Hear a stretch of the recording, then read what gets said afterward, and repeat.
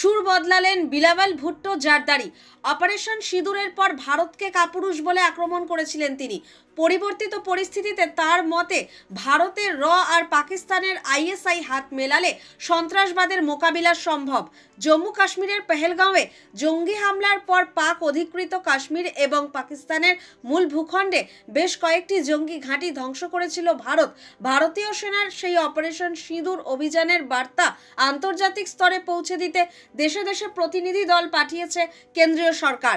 পাল্টা পাকিস্তানের প্রতিনিধি দলও বিশ্বের নানা দেশে ঘুরছে। পিপিপি চেয়ারম্যান বিলাওয়াল সেই পাক প্রতিনিধি দলেরই অংশ। মঙ্গলবার রাষ্ট্রপুঞ্জের সদর দফতরে একটি সম্মেলনে বিলাওয়াল বলেন, আমি নিশ্চিত পাকিস্তানের আইএসআই এবং ভারতের র একসঙ্গে কাজ করলে সন্ত্রাসবাদ অনেকাংশে কমানো সম্ভব। ভারত পাকিস্তানের মতো দুটি পরমাণু শক্তিধর দেশের দ্বন্দ্ব নিয়েও উদ্বেগ প্রকাশ করেছেন পাকিস্তানের প্রাক্তন বিদেশমন্ত্রী ভুট্টো। বিশ্বমঞ্চের কাছে দুদেশের দ্বন্দ্বে কড়া নজর রাখারও আহ্বান জানিয়েছেন তিনি। বলেন, আন্তর্জাতিক মহলের হস্তক্ষেপে ভারত ও পাকিস্তানের মধ্যে সংঘর্ষ বিরতি সম্ভব হয়েছে।